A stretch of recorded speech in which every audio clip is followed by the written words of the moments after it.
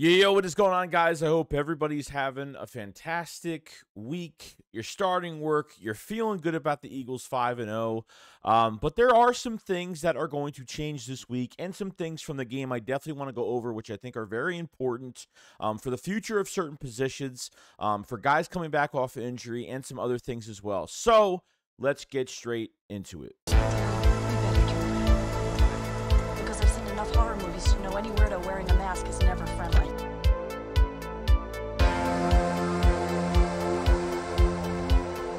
Yo, what is going on, guys? Hope everyone's having a fantastic day. So I hope everybody's enjoying themselves. The Eagles are 5-0. We're riding high. We're 2 games in front in the division right now. And there's obviously some things that we really need to figure out going forward when it comes to this roster. What is going on with certain positions, key players that are injured, or things from this game that I kind of had an eye on, that I kind of want to see what was really going on during this time of the game. Now, the first thing I want to go over is obviously the nickel cornerback position. Now, Bradley Roby signed with the Eagles not too long ago, and I figured he was going to be a pure starter when he was upgraded and we were going to get settled down with him. But it looked like even at the beginning of the Rams game, throughout the first half of the game, they were really switching nickel corners left and right. I mean, it was Mario Goodrich, and it was Eli Ricks. I mean, they were throwing guys, and you can't have a position in the secondary like that when you're constantly switching guys out. Because I think the one thing that we've been having trouble of, when it comes to our secondary, on top of, just having injuries to this position, is I think some of the call outs and the communication that is through the secondary. I think that's been one of the biggest problems to kind of relay the call outs and peeling off in coverage and stuff like that with the safety. So I think there's always been issues there. But the second half was a little bit different because I felt like Roby got, they felt more comfortable with Roby in the second half. He made some plays. I thought he did pretty good, had some good coverage. I think he blitzed once in the game. I thought he did a pretty good job. So I think the defense really started. The secondary, I think, really started to settle. And I know in the second half, between the first half and the second half, with the second half, the secondary, they were a little bit closer to the ball. They were moving a little bit closer. So I definitely saw that there was a little bit of an increase in not playing so much off the ball because, I get it. You don't want to give up the big play. I get all of that. But I think when it comes to you saw what they did in the first half. You saw what Cooper Kupp did to us literally all by himself, just with, the first time we were on defense. Slant pass, slant pass, slant pass, slant pass. I mean, you're putting everybody in a bad position. You can't even let these cornerbacks or this secondary succeed at all when you're playing that far back. So I think going into this week, since that Roby is going to have more of an opportunity this week to learn more this week, and just be around the team, be around the guys. And he has a huge opportunity. I know he's 31, 32 years old right now and has been in the league for a while and knows this position strictly, which is great because he's been a move-around type player in the league for years. But I think the Eagles really want to keep him in one spot going forward. With Zach McPherson out, Avonte Maddox out, and Eli Ricks, really his first time playing that nickel spot, in an actual game, being in a game for the first time. And Mario Goodrich, I don't really think he has played the nickel really since the Vikings game. I don't think we've really had him play in a couple weeks. So to get somebody as a vet coming in, and, a lot of people are saying he's washed. And I think that with a good defense around him, I think he definitely showed promise in this Rams game. I think it really settled everybody down, that secondary. We have to keep subbing guys and rotating nickels the whole entire game. You can't do that. It's just... These guys have to gel together. Can't keep putting in new pieces, taking somebody out, putting somebody in, taking somebody out. But it's going to be a mess. It's going to be a mess at the end of the day. So really hoping this week with Roby and with Bradley Roby, see what he could do. And, I'm excited for it. This was a very good signing. He missed out on a lot of other teams that wanted him. He had a lot of interest, wanted to come to the Eagles. And I think he worked out for the 49ers like a week and a half ago. And I think he worked out over there, and they wanted him more as a depth piece. Obviously, they're set at corner right now. So I think they just wanted depth. And I think he wanted to start. Every player wants to start. And he had his best position was coming to the Philadelphia Eagles as a pure starter with an undefeated team right now. So Why not? Get you closer to a Super Bowl and makes you look good. And you never know. You could probably sign a 1-2 year deal next year with another team. So, the Bradley Roby stuff is good. And I think he'll settle down and he'll be a full-time starter this way. Bradbury's on the outside. We don't have to worry about anything else moving forward. Now, I want to go over the Quez Watkins situation that happened in the game the other day. And this was the series where I think the Eagles were on the 35, probably closer. I don't know. They were pretty close to the end zone. And this was a bona fide play where I felt like Devontae Smith, was force-fed the ball on this play. And this really involves Quez Watkins and being open in the end zone. Is there a problem? Did Jalen Hurts actually see this? That's really the question. And I hope he did. I don't know if he wouldn't throw to him on purpose or doesn't trust him, because there were some rumors that Devontae Smith was a little, because Devontae Smith is not vocal on the field. He's not really vocal at all on the sideline, or you don't see him yelling at players or coaches or stuff like that. I think there's more to it than that. That he wasn't getting money targets. He had one target the whole entire day. Okay, one target.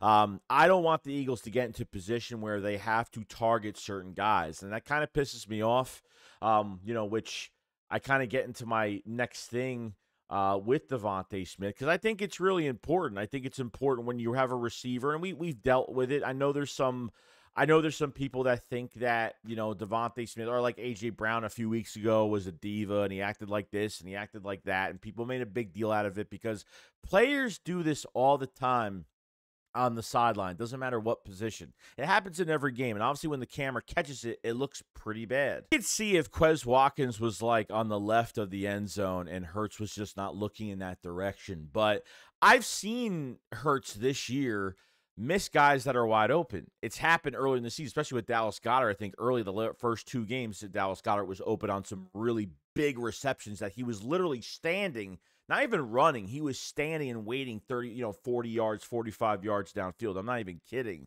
And I don't know if is there no trust in Quez Watkins to make a play? I mean, back at the end zone, nobody around him wide open. I know a lot of people are kind of bugging at him right now because of the bubble screen pass. He had two blockers in front of him, and he decided to go around the whole entire pile, which really pissed everybody off. And it pissed me off, don't get me wrong.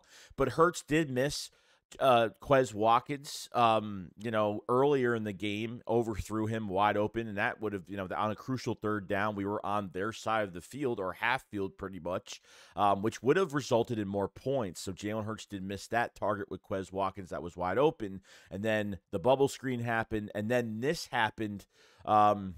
We were trying to force feed, Devontae Smith with the ball. And Quez was wide open in the end zone. So I don't think so. I just think he didn't see it. How he didn't see him, I have no idea. Maybe it was just something quick. Maybe it was, I don't know what it was, because that's what I kind of get into with the next subject, which we just talked about a little bit when we're talking about Quez Watkins, is force feeding these wide receivers. They did it with A.J. Brown. They did it with A.J. Brown in that Tampa Bay game. They threw to him twice. He should have got a PI call on one on the left end zone, and obviously Rashad Penny held on the other one in that Tampa Bay game. But, I feel like they really shouldn't cater to these receivers. Like, if A.J. Brown has a big game against the Rams, right? So they decide, okay, apparently Devontae Smith was walking back and forth on the sideline. He looked really pissed off. That was the rumor of it.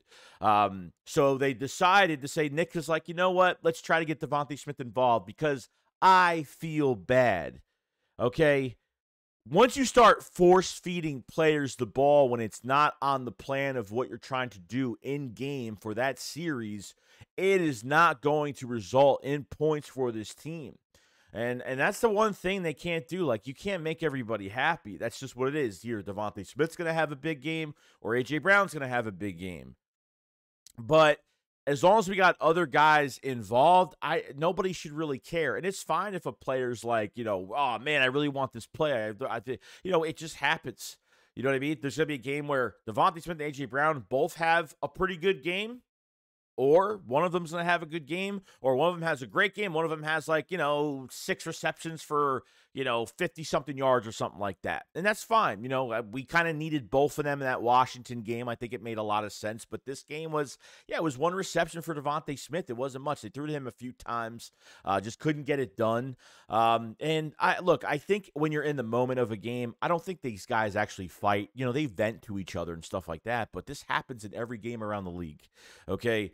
I'm not worried about it. Once Monday comes, today, whenever you're watching this video, they're not going to care. At the end of the day, they won the game. We're in the win column. You know what I mean? I think guys just want to get their stats up. Guys just want to help this team. And when they see, Quez Watkins is pissed, he does not get the. I don't know. I mean, guys get opportunities. You had Quez Watkins involved. You know what I mean? You got your running backs in the passing game involved. It's taking a lot away from Devontae Smith from this game because you're getting Goddard involved now. Now you're getting, you got a lot of weapons in this offense. You can't be fair to everybody, and you can't feel bad for somebody if they're throwing a hissy fit on the sideline. Not saying that he was, but, as a receiver, you want to catch the ball and make plays. You want to have fun, and you feel like you're just running routes and you're not doing much, and, the opportunities are not coming. The plays are not going your way, and sometimes that just happens.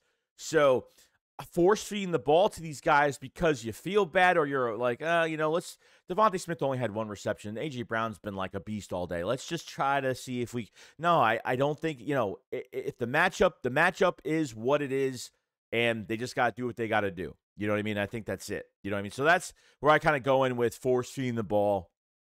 Quez Watkins, that was missed. Did Jalen Hurts not throw to him on purpose? I don't think so. I mean, I don't know how he didn't see him, but, it does happen with quarterbacks. Hurts has done it multiple times this year.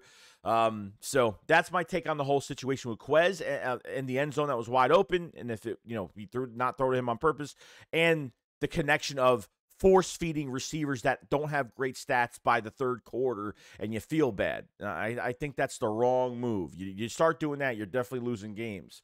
Don't cater to players because they're not being productive. It's not even that they're not being productive. It's just those matchups are not going in their favor, and that's perfectly fine. Be happy with the win at the end of the day. So I don't think this will be a problem or anything, but this is just something that kind of popped up a little bit. Now, next on the list is NOCO Dean. Now, NOCO Dean is designated to, I think, return this week. And, I'm sorry, but Zach Cunningham and Nicholas Morrow are playing very good right now. They're going to have to find a way to keep – because NOCO Dean's not going to the practice squad. I think we know that. But as of right now, if you want to give some of these guys a rest or NOCO Dean wants to come in or whatever, then you keep him as a depth piece for now, at least for now. Okay, NOCO Dean's already been hurt 2 times this year already. Okay, he was hurt in the offseason. He missed a lot of valuable time in the preseason, training camp, joint practices, all that stuff. And, he missed more time recently, out for a whole entire, few weeks. So this week he's designated to come back. Doesn't mean he's going to. They might give him another week if he's not ready. They might sit him out another week. But I might actually be a little pissed off if they actually start NOCO Dean. Because, then it kind of just ruins the mojo. And I understand it's NOCO Dean. We really, we need to see, you're pretty much like we're rooting for 2 guys as our linebackers to have 1-year deals that are probably not going to be on this team after this year. I don't believe that. I feel like they will keep Zach Cunningham or Nicholas Morrow after this year. Kind of already believe that as of right now if they keep playing the way they're playing right now. But NOCO Dean might have to take a back seat. I mean, it's not like they're never going to use him. I think they will use him at some point. But I think you're rocking it with these linebackers. They're gelling together nicely, and you don't want to ruin that. You know what I mean? So I don't care if they take Rashad Penny and put him on the practice squad and you kind of protect him because you got to make room for NOCO Dean. I'm not putting Nicholas Morrow back on practice squad, and I'm telling you right now, if they put Nicholas Morrow back on practice squad and they start NOCO Dean, it's going to piss me off. It is going to.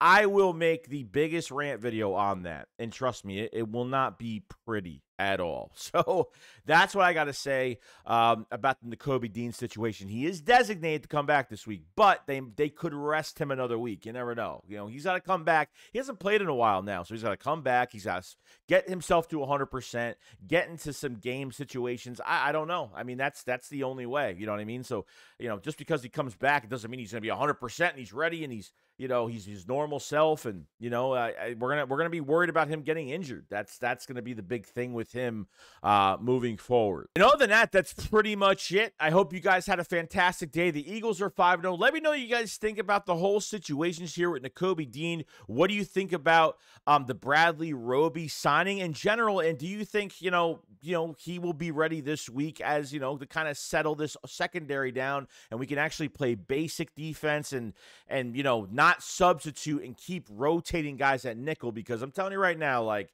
they got to do something with the secondary next year. I'm not keeping Avonte Maddox on this roster. I have already made up my mind with that $10 million cap hit. It's just not happening. Last year of his deal. The Quez Watkins thing. Do you think, okay, Jalen Hurts missed Quez Watkins on purpose? Do you think that he did not want to throw to him on purpose? Do you think they're force-feeding Devontae Smith and A.J. Brown when they get into a tizzy, or their statistics are barely not much when it's not their day in specific games this past year or, the coming games this year? Do you think it's a bad idea to do that? You guys let me know in the comment section below. You guys enjoy your week. The Eagles are 5-0, 2 games ahead in the NFC East. You guys have a great day. I'll see you guys on the next one. Shakes them up, follow us. Peace out, guys.